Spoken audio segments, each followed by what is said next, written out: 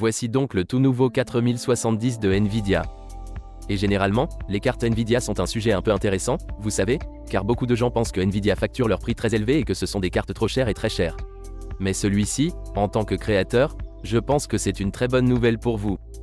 Donc, si vous envisagez de l'utiliser comme carte créative pour votre PC créateur, il y a de bonnes nouvelles pour vous et d'autres moins bonnes aussi. Mais il y a de bonnes nouvelles concernant le sponsor de cette vidéo. Vous cherchez un moyen peu coûteux d'obtenir une licence pour votre Windows? Découvrez Wookiez via les liens dans la description de la vidéo. Assurez-vous d'utiliser le code TN20 pour obtenir une réduction de 30%. Collez la licence dans les paramètres d'activation et vous avez terminé. Cette licence est pour Windows 10, mais vous pouvez la mettre à niveau gratuitement vers Windows 11. Il propose également une licence Microsoft Office 19. Utilisez le même code TN20 pour obtenir 30% de réduction. Découvrez wookiez.com dans la description vidéo ci-dessous. Maintenant, je sais que je suis un peu en retard avec cette critique, mais je pense quand même que ça vaut la peine d'en parler, surtout quand on parle de prix par rapport aux performances, que nous allons atteindre à la fin de la vidéo comme une conclusion. Mais la bonne nouvelle, tout d'abord, c'est que ces cartes sont finalement un peu plus petites que ce que nous avons vu sur les 4070 Ti, 4080 et 1490. C'est beaucoup plus petit qu'eux. N'hésitez pas à consulter mon cours sur la comparaison entre le 4070 Ti et le 4070, mais aussi les exigences d'alimentation sont bien meilleures. Cette carte est donc livrée avec seulement 2 prises 8 bains. Mais j'ai vu d'autres cartes partenaires de cartes qui n'ont qu'un seul câble PCA à 8 broches qui va directement à la carte sans aucun convertisseur, ce qui est une bonne nouvelle. Jetons un coup d'œil aux spécifications de cette carte, car il y a quelque chose de très intéressant ici. L'une de ces choses, si vous consultez en ligne la comparaison des spécifications entre 4070 et 3070, vous vous rendez compte qu'ils ont tous les deux le même QCuDA. Mais c'est un peu une information trompeuse car cette carte de la série 40 fonctionne beaucoup plus rapidement. La vitesse d'horloge est beaucoup plus élevée. C'est donc la même chose que, vous savez, sur un processeur, par exemple, vous avez un processeur à 8 cœurs et un processeur à 8 cœurs, mais l'un d'eux fonctionne à 6 GHz et l'autre à 4,5. Il y a une augmentation massive des performances, par exemple, pour le 6 GHz avec le 4,5. Donc la même chose avec ce GPU ici. Je ne vais pas comparer ce 4070 au 3070 car il fonctionne en fait beaucoup mieux avec certaines des séries 30 haut de gamme là-bas. Vous verrez également certaines des comparaisons 3070, mais je pense que c'est beaucoup plus précis avec le 3080, que vous verrez dans un instant. Donc, en regardant les spécifications ici, le GPU est un AD104. Et comme vous pouvez le voir, le 4070 Ti est également AD104, ce qui signifie que Nvidia n'avait vraiment aucune raison de nommer le 4070 Ti comme 4080, car c'est vraiment le même 4070, vous savez, une sorte de puce GPU. Comme vous pouvez le voir, le 4080 est un DAD103, qui a juste des noyaux complètement différents et ainsi de suite. C'est donc un peu une version bain du 4070 Ti. Comme vous pouvez le voir, les cœurs CUDA sur 4070 Ti, nous avons environ 30% de cœurs CUDA en plus, toujours le même processus. TMU, les cœurs Tensor et les cœurs RT sont tous environ 30% de plus sur le 4070 Ti. Le type de mémoire est GDDR6 et nous avons 12 Go de VRAM, ce qui est une très bonne nouvelle pour les créateurs. Sur la série 30, nous devons passer à un RTX 3080 Ti pour obtenir 12 Go, mais maintenant nous l'avons sur un 4070, ce qui est très bon. Gardez à l'esprit que le 3060 était un peu une exemption pour obtenir 12 Go de VRAM, mais c'était une carte beaucoup plus basse. Le bus mémoire est de 192 bits et la bande passante mémoire est de 504,2, ce qui est exactement le même que 4070 Ti. Il utilise la même interface de bus PCA Gen 4/16 et le TDP ou GDP n'est que de 200 watts. Voilà la partie très intéressante ici. Lorsque nous le comparons au 4080, vous pouvez voir qu'il y a un écart assez important. Le TDP sur le 4080 est de 320 watts. Nous avons environ 65% de cœur CUDA en plus et 16 Go de VRAM, et le bus mémoire est de 256 bits par rapport au 3080. Le 3080 a un peu plus de cœur CUDA, de TMU, de cœur Tensor et de cœur RT. Mais gardez à l'esprit qu'il s'agit de cœur RT et de cœur Tensor de génération précédente, qui sont bien meilleurs et plus rapides sur le nouveau GPU de la série 40. Gardez à l'esprit que le 3080 dispose également de 10 Go de VRAM, mais le bus mémoire est de 320 bits et la bande passante mémoire est de 760,3 Go par seconde. De plus, le TDP normal est de 320 watts. Vous pouvez donc voir que nous sommes beaucoup plus économes en énergie en termes de puissance en watts. Nous en reparlerons dans un instant. Pour ce qui est du prix en ce moment, je regarde le prix neuf. Cela a le PDSF de 599, donc $600. Ce qui est à peu près la moitié du prix de 4080. Mais regardons à quel point nous sommes proches en termes de performance de 4080. En termes de 4070 Ti, vous pouvez actuellement acheter des cartes pour 850, peut-être les utiliser, vous pouvez les obtenir pour 750. Et en termes de 3080, une nouvelle carte que vous pouvez acheter dès maintenant pour environ 900 $, ce qui est plus cher que cela ici. Mais les gens diraient que vous récupéreriez, vous savez, une carte d'occasion d'eBay ou quelque chose comme ça pour environ 550 $ ou 450 $. Donc, le 3080 d'occasion et le nouveau 4070, le prix est très similaire là-bas. Mais qu'en est-il des performances ? Je vais laisser ma configuration de banc d'essai dans la description ci-dessous si vous voulez vérifier quelle pièce j'utilise. Mais en termes de consommation d'énergie et de température, ce que je compare ici, c'est le 4070 de Zotac ici. Nous avons la Radeon 7900 XD d'Asus. C'est la version TUF, qui coûte 800 $. Il y a donc environ 200 $ supplémentaires dont dispose AMD. Nous avons le RTX 4070 Ti. C'est la version Asus TUF. Et puis nous avons un 3080. Et la carte que je compare ici sur tous les benchmarks 3080 est la Noctua 3080, qui est fondamentalement la meilleure version de 3080 que vous pouvez obtenir. Ouais, Strix, tu peux l'avoir aussi. Mais quand j'ai testé le Strix par rapport au Noctua, souvent le Strix tirait plus de puissance. Mais la carte Noctua s'est globalement mieux comportée dans certains des benchmarks créés. J'utilise donc la carte Noctua, qui est la carte 3080 la plus rapide que j'ai testée dans ces benchmarks, histoire de donner la meilleure concurrence à cette 4070. Le 7900 XD consomme 70% d'énergie en plus. La température est à peu près la même en termes de GPU et de hotspot. Mais c'est une carte beaucoup plus grande et elle a aussi un refroidisseur beaucoup plus grand. Le 4070 Ti est en fait légèrement plus chaud, mais le hotspot est un peu plus bas. Et puis le 3080 est un peu plus frais maintenant, mais c'est parce que nous avons un refroidisseur Noctua Full là-bas, qui est très bon. Et nous tirons également beaucoup plus de puissance sur la carte Noctua. Comme vous pouvez le voir, 340 watts contre 197 watts. Ainsi, les 197 watts correspondent à l'utilisation de Fourmark Max. En faisant des benchmarks créatifs, je n'ai pas vu cette marque de 200 vraiment pousser là-bas. Pas du tout. En regardant Geekbench 5, test GPU très général pour voir où il atterrit. Le 7900 XD est environ 11% plus lent sur OpenCL, ce qui est intéressant. À Vulkan, nous sommes 20% plus rapides. Mais gardez à l'esprit qu'il y a également une augmentation de prix de 200 $ sur cette carte AMD.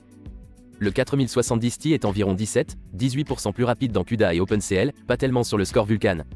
Et puis le 3080 est environ 9% plus rapide. Et les scores CUDA parce qu'il y a beaucoup plus de scores CUDA.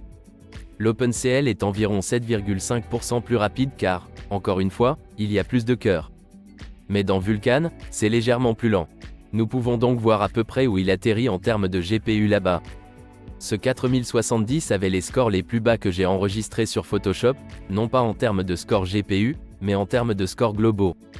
Il était inférieur au RTX 3050, qui ressemble à un très mauvais score et à la façon dont cela fonctionnait dans Photoshop, mais en même temps, je ne pense pas que quiconque paiera ou achètera cette carte pour Photoshop uniquement, car vous pouvez voir que le 7900 XD, qui est l'une des voitures les plus rapides que j'ai testées pour Photoshop, n'est que de 10% plus rapide dans les scores globaux.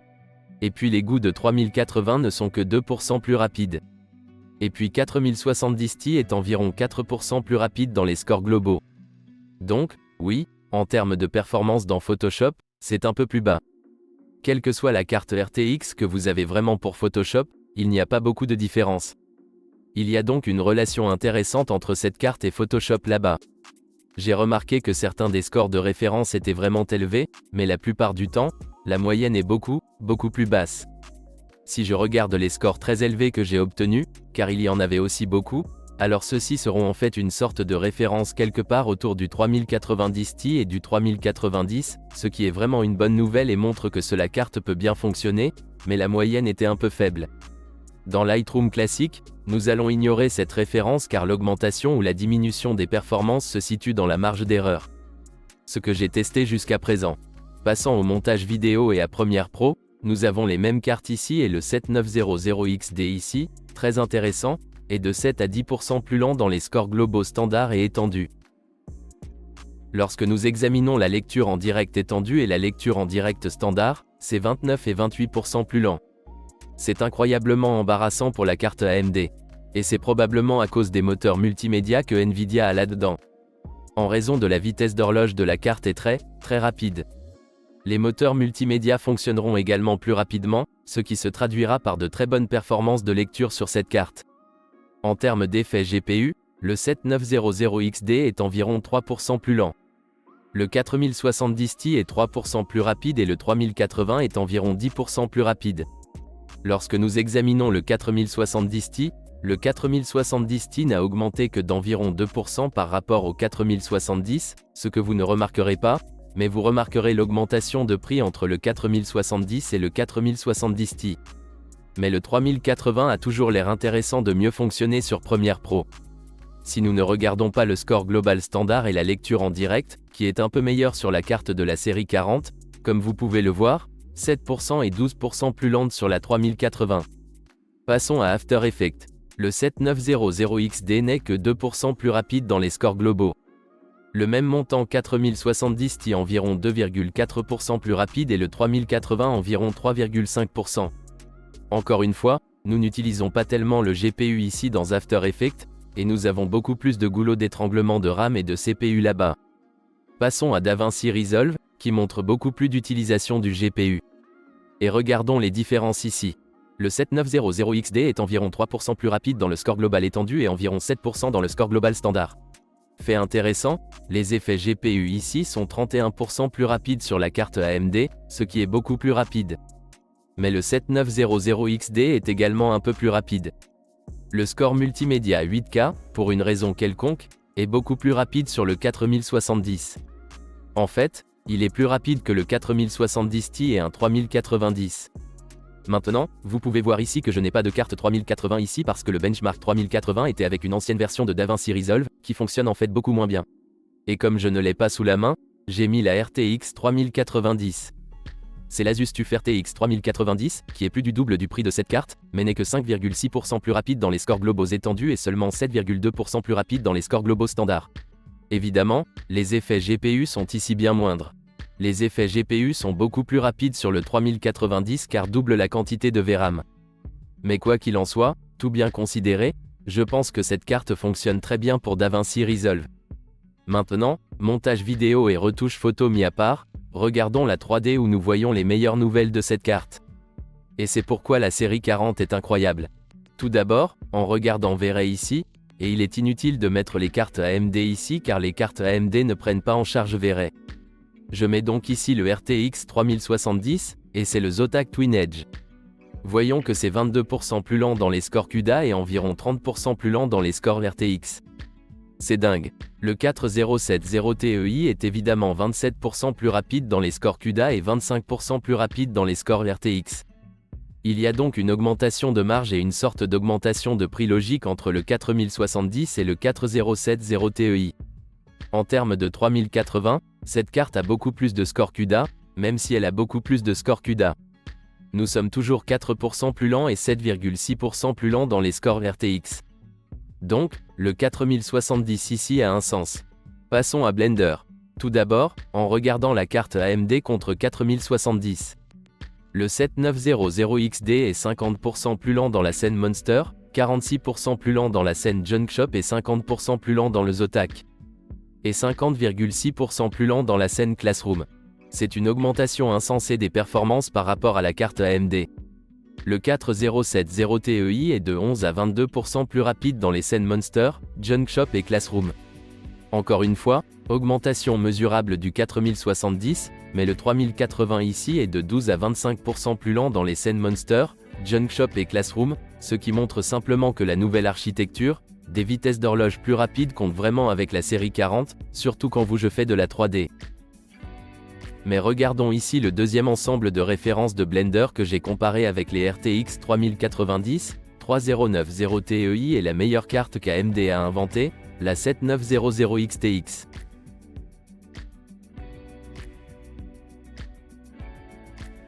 Ainsi, le 7900XTX est environ 9% plus lent dans la scène Junkshop, mais environ 9% plus lent dans la scène Classroom. C'est impressionnant. Maintenant, le 3090 Ti, qui représente environ 2 fois et demi le PDSF de cette carte, est 4,7% plus lent dans la scène Monster, 12% plus rapide dans la scène Junkshop, mais 5,7% plus lent dans la scène Classroom. Oubliez le 7900XTX, qui est 37 à 42% plus lent que le 4070 ici. Si j'avais été Nvidia, j'aurais annoncé cela dans le marketing. 3090 Ti est en fait plus lent dans Blender 3D que ce 4070, ce qui est ridicule.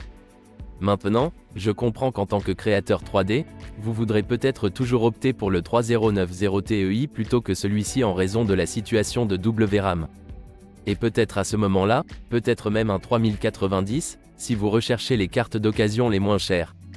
Mais peu importe, cette carte a encore des performances 3D ridicules dans sa manche. Dans Octane Bench, les cartes AMD ne sont évidemment pas prises en charge. Le RTX 3090, qui est la version Asus 2, est 1,6% plus lent. Le 4070 Ti est environ 6,5% plus rapide et le RTX 3070 est environ 38% plus lent. Je n'ai pas de référence 3080 pour cet Octane Bench.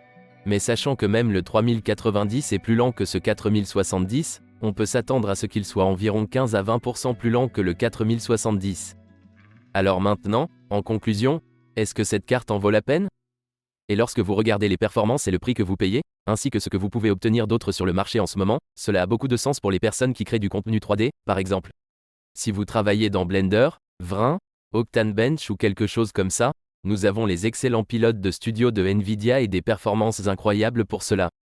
C'est une petite carte. Il fonctionne très silencieusement, très économe en énergie, seulement 200 watts, ce qui est beaucoup moins que certains concurrents avec lesquels nous comparions cela, surtout quand nous regardons le 7900 XTX d'AMD, qui est à peu près le double du prix, mais fonctionne toujours plus lentement en 3D. Cela fait une tonne de sens. De plus, nous avons l'encodage AV1, 2D support, les moteurs multimédia, gardez à l'esprit, celui-ci a les mêmes moteurs multimédia à l'intérieur que le 4090, ce qui est tout simplement insensé. Et tout ce jazz, tout bien considéré, je pense que c'est une très bonne carte pour les créateurs de contenu. Si vous cherchez à obtenir 12 Go de VRAM, il s'agit de la nouvelle carte Jeepers et elle fonctionne très bien. Je suis en fait très positif à propos de ce 4070 et je suis probablement, si je le peux, en train de mettre à niveau ma bague personnelle qui utilise une carte de la série 20 vers le 4070, car je peux alors diffuser en direct sur AV1, ce qui signifie que je vais économiser sur ma bande passante internet et j'obtiendrai une bien meilleure qualité d'image lors du streaming. Et si vous faites la même chose, peut-être la création de contenu ou quelque chose comme ça, cette carte est une très belle carte à avoir, en particulier celle de la SOTAC également. C'est assez petit. Si vous voulez le vérifier, je vais le laisser dans la description ci-dessous. Mais aussi, si vous voulez vous construire la meilleure banque pour un PC de créateur, consultez les guides de construction qui s'y trouvent. Quel que soit votre budget, il y a une vidéo là-bas où vous pouvez choisir le budget, effectuer les mises à niveau ou les rétrogradations, confirmer votre budget. Calculez-le selon vos besoins. Je vais tout expliquer là. Guide de construction, tout y est expliqué. Découvrez-le dans la description vidéo ci-dessous. Merci les gars d'avoir regardé et au revoir.